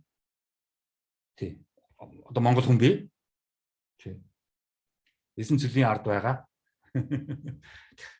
Малчин хончин Монгол бий. Энэ фильмийг маш их үзсэн. Одоо манай эмээ өвөө одоо юу гэдгийг тэр хүмүүс чинь төвдийн шашныг их шүтдэг байлаа шүү дээ. Нэрүүд нь ч гэсэн Пагма хин энтергээ нэртэй байсан шүү дээ. Тэр чинь Бадма, тэргээл Дарма, Гарма. Тэгээ энэ фильмийн гол утга нь бол яг л одоо би энэ яриад байгаа энэ Google-ийн яриад байгаа тэр Elon Musk-ийн яриад байгаа тэр бүгдийг л одоо тэр дээр үед 3000 жилийн өмнө 2500 жилийн өмнө Будда, Энтхэгийн Будда, тийм үү, Гаутама, тийм үү. Тэр үед ярьж исэн сэдвүүд байгаа. Өнөөдөр нэг техник технологиор л өгшгүй мөнх болох гээд байгаа. Тэр үед бол өгшгүй мөнх бол болох шаардлагагүй. Зүгээр дахин төрөө. Чи өглөө наад өхөлчин бол дараагийн шатанд дахин төрөх зөвхөн шилжилтийн үе гэж зааж байсан байхгүй тэр. Өгөх гэдэг бол шилжилтийн үе. Трансформ болж байгаа чи. Нөгөө трансформизм гэдэгтэй тийм үү тэр бас яваад байна шүү дээ. Чи бол трансформ болж байгаа. Хүнээ гэдэг бол чи нэг амьдралаас нөгөө амьдрал руу шилжиж байгаа гэсэн. Тэр олон жилийн өмнө Хиндуизм, Буддизм бид нар чинь яриад эхэлсэн байсан байгаа. Өглөөний дараа яах вэ? Хмээргүй байна. Далай лам ч гэсэн дахин төрнө гэж байгаа шүү дээ. Гэхдээ өөр бие чилжээ төрнө шүү дээ. Үнэн ч юм удлаач юм. Тэр бол шашны асуудал. Би ямар сүм хийдийн буддын шашны одоо гишүүн тийм хүн биш шүү дээ. Тэгэхээр тэдний хувьд бол үнэн л баг. Тийм мэдэхгүй. Би ч философч хүн, атеист хүн учраас тэр бол нэг миний сэдв биш. Гэхдээ философч гэдгээрээ одоо ярих хэвээр тэднийг бас ойлгох хэвээр тэд нартай одоо бас уулзалж ярих хэвээр байхгүй. Тэр явж байгаа. Тэгэхээр өнөөдөр бид нар явсаар байгаад ийм сэдв рүү орж байгаа байхгүй. Тэгээд энэ би та нарыг яагаад энэ юуны энэ самсараа гэдгийг заавал үзэх ёстой гэдэг байгаа гэвэл нөгөө барууны Европ фильмээс, Холливуудын фильмээс илүү энэ сансараа гэх үзэх ёстой. Яг бол бид нар чинь тэр чигээрээ буддын шашин, тэр чигээрээ төвд монголч явж шít. Монгол бол ер нь таланд төвд шít бид нар мэдж байгаа. Хүмүүсийн нэрч бай, хүмүүсийн амьдралын хэв маягч бай, хөдөө хот ерөөсөө зүгээр сүм хийчих гэх юм алга буддын шашны. Тэр энийг бид нар тоохгүй өнгөч болохгүй. Одоо хөдөө аймагуудаар лекц уншаал янз бүрийн амжихад дандаа л буддын шашны сүм хэд харагдаж байгаа шүү дээ. Одоо тийм. Гов алдаан зочид дуудалд ороод өрөөнийхөө цонхыг онгоолгоод хөшгөө татсан чинь шууд арт талд нь буддагийн хөшөө байж байгаа чинь. Тэгэл буддагийн хөшөөний хажууд чинь би ч философч молберт нь ч одоо унтах асуудал гарч ирж шүү дээ. Шүнийг өнгөрөх асуудал биш. Тэгээд энэ сансараа гэж энэ фильмийг үзэж байхад тийм үү? Энэ бол цэвэр төвдийг харуулсан фильм баггүй. Төвдийн буддын шашныг. Бид нартай хойрох энэ царай маринуудыг хараарай. Яг л манайхан сууж байгаа. Ажиллах юм байлээ. Өсөө хусаал бид нар чинь төвд болчтой юм байлээ. Тэгээд энд эр хүний асуудлыг гаргадаг байхгүй. Бид нар өөрсдөө эрэгтэй хүнийгээс ярихгүй шүү дээ. Тэгтэл төвдүүд ялангуяа буддын шашин бол эрэгтэй хүний асуудлыг шийдсэн байгаа байхгүй. Эмэгтэй хүн ямар ч асуудалгүй. Бүгд гаргаад тэгэл яадын хоол ундаа хийгээл тэгэл ажиллаа хийгээл ингээл ерөөсөө завгүй. Тийм. Гэр орны ажил гэдэг юм юу хийдэг юм тий. Эрэгтэй хүн одоо тэг яах вэ? Одоо илүү нөгөө дайвар өтөгтөн гэдэг.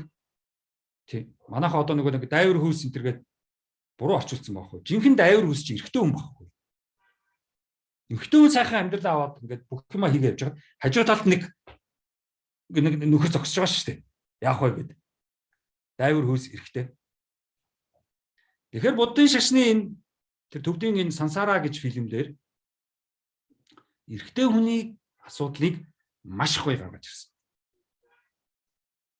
тэр фильмд хоёр төрлийн эрэгтэй хүн байгаа байхгүй. Нэгдүгээр төрөл нь бол хар хүн. За энэ хүн бол гэр бүлтэй болно, хүүхэдтэй болно, газар тариалан эрхлэн, хоол хүнс, мал тижээн, өсгөн, мал хариулан, мах уйлдан бүхэл хоол хүнс тэр хүний тэр аж ахуйн асуудлыг шийддэг хар хүмүүс байгаа байхгүй. Хөдөлмөрлөн бүтээн. Тэрний нөгөө талд тэр эрэгтэй хүмүүсийн нөгөө талд лам эрэгтэй хүмүүс байгаа байхгүй. Лам хүн. Энэ лам хүмүүс нь болохоор багш, эмч, сэтгэл зүйч. Ийм гурван ажил хийдэг. За тийм гурван ажил хийхэд нь багаас нь бэлддэг. Тэгээд нэг сайхан насан турш лам боллоо. Одоо яг хүмүүсийг эмчлэн, эмчийн үүрэгтэй. Хүмүүс багшлна. Хичээл ном юу гэдэг янз бүрийн заан сургана. За тэгээд дараа сэтгэл зүйчийн ажил хий. Нөгөө ард түмэн, нөгөө хар хүн, нөгөө гэр бүл янз бүрийн юмнууд чинь баахан асуудалд орно шүү дээ. Амьдралын хүн өхөн, өхлийг очиж засаж янзалж өгнө. Өвчин тусна янзалж өгнө. Сэтгэл зүйн асуудал орно, галзуурна, солиорно, балаан юм ярина, хөөрн, онгирн, уйлн, уйтгарлна, үзэн ядна, нэг нэгэндээ гай болно, нэг нэгээ араас нь шудах шаана, нэг нэгээ зодоод нүд амын хамтгаад гимтэйгээ ичхнэ, нурууг нь хух зогчхно. Энэ асуудалд сэтгэл зүйчийн ажил хийдэг. За одоо ингэж бид нар чинь пад гэд монголоор буугаад ирж байгаа.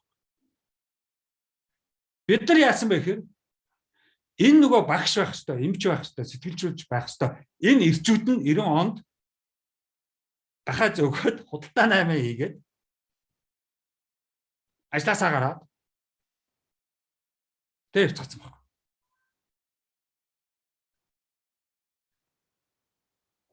Тэгээд одоо ангаах мүйс, шүтэс бүгдээрээ 90%, 80% эмэгтэйчүүд, эмч, багш.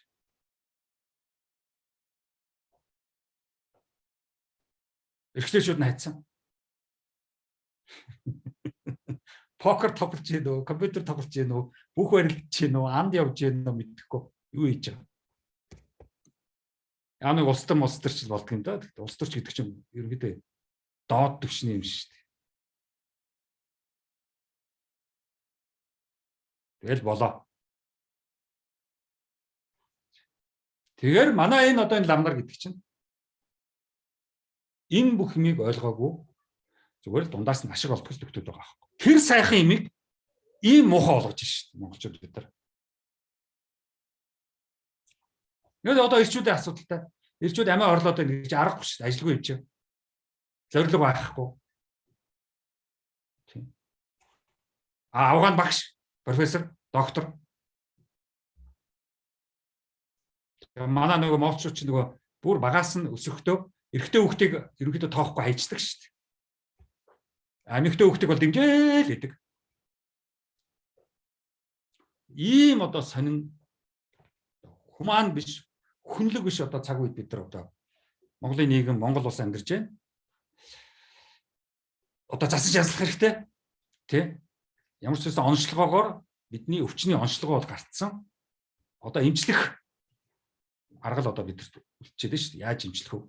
Өвчин бол тодорхой болсон. Тэгэхээр ер нь бол бид нар энэ буддийн шашин, барууны ертөнцийн хуманизм, трансхуманизм, тэр техник, технологи, фейсбુક одоо юу байдгийг, тийм үү гар утас одоо юу байдгийг энэ бүгдийн дунд энэ Монгол хүний энэ бол зүгээр солиорцсон явж байгаа шүү. Ахгүй байхгүй. Энд бол ахгүй байхгүй шүү Монгол хүний. Профессороос ахуулаад төрийн одоо дээд хүмүүс сайд одоо юу байдгийг. Наран туулын захихнаас ахуулаад малчин хүртэл хүүхэд залуучууд бүгдээр адилхан. Тэгэхээр энд бид нар одоо яг энэ сансараа гэдэг фильмийг үзэх юм бол яг монголчуудыг олж харна. Фонтон дээр бол яагаад гэвэл Фонтон гэж фильм бол ерөнхийдөө тийшээ л явуулчихж байгаа байхгүй. Хөшгөө мөнгө болох гэдэг бол ийм шүү. Тэгээд яах гээд байгаа. Хөшгөө Монголоод яах гээд байгаа. Юу хийх гээд байгаа. Зүгээр л одоо цаашаа амьдрах гэдэг юм. Нөгөө одоогийнхаа амьдралыг давтах юм бол ямар хэрэг байгаа? Нийчээ хэлж байгаа шүү дээ. Чи одоогийнхаа амьдралыг тэгэл давтаад явах юм бол ямар хэрэг байгаа? Тийм. Тэгвэл өгсөн дэвшил гэж хэлж байгаа шүү дээ.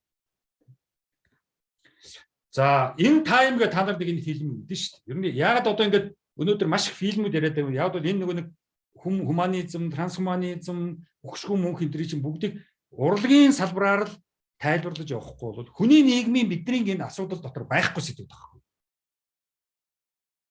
Зөвхөн сонирхолтой сэдвүүд байхгүй. Өдөр тутмын ажил амьдралд бол нэг чухал биш сэдвүүд байхгүй. Гэхдээ ярих хэвээр философийн төвшөнд энэ тухай бас нэг ойлголттой болох хэвээр. Тэгэд энэ Time гэж фильм хөөрхөн фильм. Тийм. Тэгээ энэ хоёрыг одоо гаргадаг шүү дээ. Ерөнхийдөө л нөгөө нэг мөнгөтэй л болвол ингээл хугацаа их аваад байдаг. Их мөнгөөр их хугацаатай болцдог. Тэгэл тэр хэмжээгээр амьдрна. А мөнгөгүй хүмүүс чинь бага хугацаатай. 2-3 өдрийн л хугацаатай. Тийм учраас хурдхан шиг тэр хугацаагаа нэмж ахиулахын тулд тэгэл гүүгээл идэг шүү дээ. Гүүсээр байгаа таардаг шүү дээ. Ядартлаа гүйдэг шүү дээ. А хугацаатай хүмүүс бол ресторан цуцаа 50 хоол идчихэдэг шүү дээ. А хугацаагүй хүмүүс гадуур гүйлдээл идэг шүү дээ. Бараг хугацаагүй хүмүүсийг хот руу оруулах байгаа шүү дээ. Гүүгээл байгаа шүү дээ. Өглөөнөөс орой хүртэл тий гүүгээл байгаа шүү дээ өөрхий.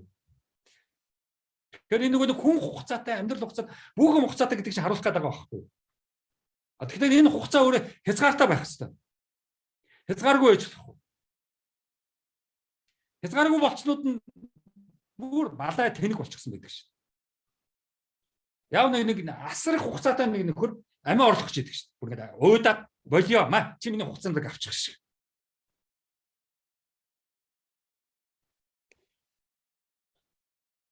Тэгээ яагаад юу тэр фильм яагаад инээдэмтэй фильм гэхээр тэгдэж нөгөө асар их хугацаатай залуу асар их хугацаатай нөгөө ээж эмээ энтрээ танилцуулдаг шүү дээ. Тэгсэн чинь нөгөө ээж эмээ энтер нь нарийнхаа тэркоморко өмссөн юм намайхан палаж өмссөн нэг залуухаа нэг ингэцээ хоёр өмсөж идэг шүү дээ. Ой готом.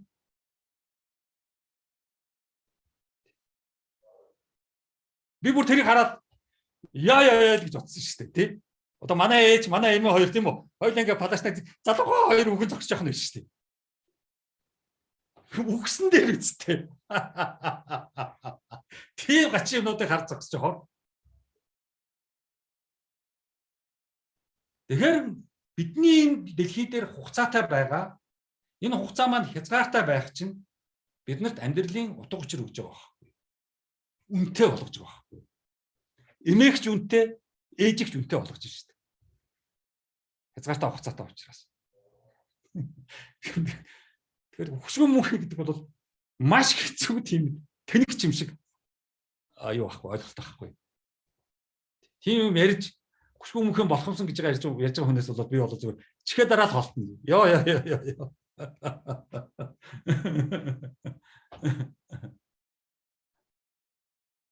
Тэр ийм трансхуманизм энэ л одоо тэр Google нь байна уу? Тэр Elon Musk нь байна уу? Тийм үү? Өгшгөн мөнхийн болох гэсэн, залуучих гэсэн, урт удаа наслах гэсэн тийм үү? Энэ бүх одоо хөгшрөлтийн эсрэгийн тэмцэж байгаа эдгээр явсаар байгаад юунд хүрэх юм мэдэхгүй. Тийм. Балаан болох байх зүйл рүү. Тэгсвэрлээ энэ нөхдөө чи хийгээд байна шүү дээ. Тэр юм мөнгө зараа судалгаа хийлгээд байна шүү дээ. Философч юу бол яах вэ? Ажлаа хийж явж байгаа л тэгэл бүхний тухай бодохчгүй. Надад ямар ч хамаагүй юм чи. Үхэл гэдгийг хүн үзэхгүй гэж байгаа шүү дээ. Тийм. Надад чухал сэдв биш. За ийм одоо маш хэцүү хүнд хуманизмаас ахуулаад трансхуманизмаас ахуулаад өгшгөн мөхөд хүн төрлөختний өнөөдөр ингээд яриад байгаа тэр сэдвүүс хүүс ингэж устаад их сонирхолтой бол одоо юутай болох юм мэдэхгүй. Тэр тойрол одоо энийг үрчин баахан хүс нь мэдгэдэггүй хүмүүс л алхалдах юм шиг байна шүү дээ. Тийм сүулдгсэн шүү нөгөө нэг трансхуман гэдэг чинь нөгөө эрэгтэй хүний биетэй ийм ахуйд нь тэгсэн мөртлөө эмэгтэй царайтай эмэгтэй болчихсон. Тэгээ өөрийгөө эмэгтэй гэдэг. Тэгсэн чинь тэр нөхөр чинь эмэгтэйчүүдийн шоронд баригдаад хоригдсон юм байна шүү дээ. Тэр чинь нөгөө доодох нь эрэгтэй юм чинь. Транссекс хүн чинь яасан гэсэн шоронд байж захта эмэгтэйчүүдийн шоронд байж захта баахан эмэгтэйчүүдтэй явуулдаа. Тэгээд одоо чи сүүл рүүгээ тэгж шít. Одоо тэгэхээр транс хүмүүсийн одоо шорон байх юм уу? Тэр байтугай нойл эрэгтэй эмэгтэй гэсэн нойл одоо байж болохгүй гэдэг шít. 4 төрлийн одоо нойл харин зөөрөөрөө гах хэрэгтэй гэдэг шít. Эрэгтэйгийн эрийн ороо нойл, эмийн нойл, тэгээ хажуу талд нь эр байж байгаад эм болсны нойл, дараа нь эм байж байгаад эр болсны нойл ч гэдэг юм. Дараа нь 5 дахь нь хүйсэн тодорхойгүй нойл. За хүн ингээд явцаар байгаад ийм л болж байна да. За дараагийн лекц чинь бол ядаад хүний төгсгөл, түүхийн төгсгөл гэсэн нэртэй лекц байгаа. За тэн дээр нэлээд одоо сүүлчийн 10 дугаар лекцэнд бол цаашид яах гэсэн ер нь яавал дээр үү гэсэн одоо философч миний бас нэг жоохон нэлээд бодсон тийм сэдвүүдийг тэнд би одоо гаргаж ирнэ. За ерөнхийдөө одоо 100 асуултын маань сүүлчийн одоо 10 асуултын өмнөх одоо 81-ээс 90 хүртэлх асуултуудтайгаа бид ерөнхийдөө нэг танилцсан. Ер нь бол бид нар одоо хамгийн эхний асуулт нь надад бол их чухал санагдсан. In do we love ourselves more in virtual? Эсвэл бол одоо реал тийм үү амьдрал ертөнц. Тэгэхээр хүмүүс ер нь өөрийнхөө тэр виртуал ертөнцийн одоо Facebook-ийн зурагч гэдэг юм уу? Өөрийнхөө янз бүрийн видеонууд ч гэдэг юм уу? Өөрийнхөө янз бүрийн гой ингээд царай цустай ингээд гой биетэй зураг тавьж байгаа нь тэн дотор өөрийгөө их одоо хүсэж өөртөө их одоо хайртай дуртай өөрийгөө их одоо яаж яануу таалж яануу илүү таалаад байгаа юм биш үстэй гэсэн юм яваад байгаа байхгүй. Бодит амьдрал дээр болохоор ингээд нэг тийм нүүр ам янз бүрийн ингэж ихэд бодит зураг талент харахаар айгу дургу. А Facebook руу хараад Facebook дээр тавьсан өөрийнхөө нэг профайл юм уу юу гэдэг одоо тийм нэг янз бүрийн зураг байна. Тэргээ харахаар их баярлдаг. Тин чинь гоё. Селфи ч гэсэн. Тэгээ тэрийг хараад гэд баярлаа бичдэг. А яг тал руу хараад ингээд голомж руу гараад яг ингээд амьдрал руу ингээд орохоор гинт айгу дургу хүрдэг. Тийм болоод байгаа юм биш үстэй гэсэн ийм одоо асуулт байгаа. Тийм. Ярих л асуудал. Тийм. За тэгээд хоёр дахь асуулт нь бол хүний интеллиженс гэдэг чинь юу юм бэ гэсэн асуудал байгаа. Яаж одоо оюунлаг болох юм? Нөгөө түрүүний нөгөө яриад шүү дээ. Интеллиженс гэж тийм үү? Оюунлаг болох юм. Нөгөө гурван юм байгаа шүү дээ. Нэг нь бол хүний бие, body. Нөгөөх нь бидний одоо нөгөө soul, психолог, сэтгэл зүй. Гуравт нь бидний интеллиженс. Мэдсэн, сурсан, логик одоо юу гэдгийг, ном уншсан, юу гэдгийг тэр бүх юм. Тэрийг бид нар интеллижент нэг гэж хэлдэг шүү. Тэр байтугай одоо IQ гэдэг чинь тэр шүү дээ. Intelligence coefficient гэдэг байгаа шүү дээ. Тэр бол яг тэ бас л утгаа алдчихсан л да. Зөвхөн цээжилснүүдийн л нэг юм болчихсон л да. Тэр манай ч одоо тэгээд цээжлэхийг мэдлэг гэж андуураад байдаг л да. За тэгээд одоо 83 дахь асуудал бол маш чухал. Тий. Ер нь бол энэ шашин шүтлэг, мухар сүсэг энэ маань бол одоо шинжлэх ухааны мэдлэг, хатуу энэ мэдлэгт муугаар нөлөөлдөг гэсэн тийм яваад байгаа. Манад бол одоо эд явагдаж байгаа сэдв. Одоо түрүүн биелсэн доктор хүн байж аж. Бүр одоо их сургуулийн одоо багш одоо юу гэдэг тийм хүмүүс маш мухарсагтай шүү дээ. Одоо Мойсийн хэдгээр 2 дугаар байрлал ороод тэгэл 0 мухарсагтай таралдсан шүү дээ. Түүхийн профессор, монгол хэлний профессор, за тэгээ монгол бичгийн профессор Чома гэд би хүнтэй уулзахад өрөөнд нь орсон зүгээр яг нэг гандангийн өрөөл байсан. Дулам гэдэг нэг хүн бол ерөөсөө 0 бөө. Тэгэхээр 2 дугаар байрны одоо хаалгыг цааш жил гэж одоо 10 жилийн өмнөөс хэлсэн дээ. Бөө гандан муйсаар дүүрэг. Анаагч гэсэндээ тэгэл ламнараар дүүрцсэн юм билээ шүү дээ. За ийм одоо сэдвүүд байгаа. Энэ what intelligence гэдэг 84 дээр дахиад биччихсэн байна уу? За яг тэрийг заснаа тэгвэл явж байгаа яванда. За 85 дээр болоод ирэхээр ерөнхийдөө ерөнгийн өөрөө шийдэл гаргасан дээр бусдаар дандаа шийдэл гаргаж явж исэн дээр ийм яваад байгаа. Тэгээ амьдралын чухал асуудлууд дээр ер нь бас тийм ч амар биш. Тухайн хүн одоо бодох хэрэгтэй. Энэ бол их тийм ярилцах сэдв байна лээ. За нөгөө суулийн тухайд одоо ярьж байна. Бид нар тийм сэтгэл зүй, биднэрт одоо амин сүнс уг бидний одоо үндсэн миний одоо соул яг би юу? Тэгвэл ямар байх бол бид нар юг соул гэж нэрлэдэг байгаа гэсэн юм одоо асуулт явж байна. Аюул чухал асуулт. Соул. За бид нар бол яг та соулыг бол гандан шашныхан бол ерөөдөө сүр сүлдгээ явчихд юм байлээ. За би бол ерөөдөө амин сүнс гэдгээр явж байгаа. За янз бүрийн одоо бөөмөө янз бүрийн тийм хүмүүс болохоор сүнсгээд яваад байдгийг. Одоо сүнстэй уулзсан, ээжийн сүнстэй, эмээгийнхэн сүнстэй уулзсан ч гэдэг юм уу. Сүнс харсан ч гэдэг юм уу. Тийм юм бол бөөнөр тийм яриад байдаг. За хандан ламнаар болохоор сүр сүлдгээ явчихдаг. Зүгээр энэ Мойсийн одоо Мойсийн профессор одоо юу гэж хэлдэг юм бэ? Соулийг юу гэж орчуулдаг? Амаахын профессорууд соулийг юу гэж орчуулдаг гэсэн бөөмд. Бас нэг гачийн орчуулсан л явж байгаа юм. Зүгээрээ чаддаг юм чи. За ингээд ер нь бол хүн ер нь хэрэг чадвартай вэ гэсэн тэр 87 дугаар асуулт явж байна. За 88 нөгөө гэгэрлийн тухай асуулт явж байна. За 89 одоо чухал асуулт байгааз. Is there new beginning? Бидний үхэл одоо нэг трансформ явж шít. Бид нар үхээд одоо дахиад шинээр төрдөг. Ярилцгал өстой. Христийн шашин юу гэж нэрлэдэг вэ? Буддын шашин юу гэж нэрлэдэг вэ? Христийн шашин юу гэж нэрлэдэг вэ? Тийм зэн буддизм юу гэж нэрлэдэг вэ? Монголын энд гандан юу гэж нэрлэдэг вэ? Төвдийн буддизм юу гэж нэрлэдэг вэ? Тэгэл одоо бид нар ярих асуудал гарна шүү дээ. Нэг Важраяна тэргээл бид нар одоо мэдэн шүү дээ. Янз бүрийн ойлголтууд бид нар яг гэж нэрлэдэг юм. За шинжлэх ухааны салбарт юу гэж нэрлэдэг вэ? Бүхлийг янз бүрийн салбарууд байна шүү дээ. Тэр болгон өөр өөрийн одоо тайлбаруудтай байгаа шүү дээ.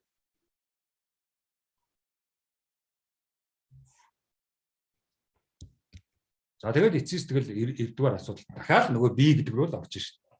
Чи яг эцэс хин юм бэ? Чиний онцлог юу юм? Чамаг яг хин гэх юм? Юугаар чамайг би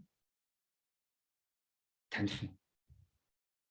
Чиний нэр чинь хүмүүстэй адилхан байдаг л нэг царай зүс би чинь хүмүүс байдаг л гол нь энэ дотор чинь юу байгаа вэ? Юу байхгүй юм байхгүй тэгэл байхгүй шүү дээ. Тэгэхээр бид нар энэ дотор юутай болж байна вэ? Тэрүүгээрээ л хүнээс ялгарна шүү дээ.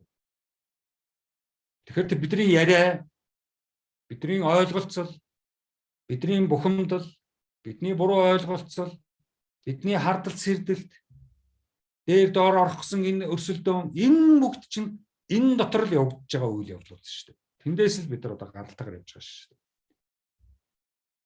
Чи хинбэ гэдэг чинь шиний энэ дотор юу вэ? Тэгээд одоо энэ лекцүүд, энэ сургалтууд, бичсэн номууд чинь тэр нөгөө чи өөрийгөө define болж, өөрийнхөө definition-д хүрээчлэх гэдэг байна. Бүгдээрээ бити адилхан байгаа ч тийм. Ярьж байгаа нь ч адилхан, дуртай юм нь ч адилхан, тийм. Сэдвүүд нь адилхан, юунд уурладаг нь адилхан, юуг үзэн яддаг нь адилхан, юуг одоо яадаг нь адилхан.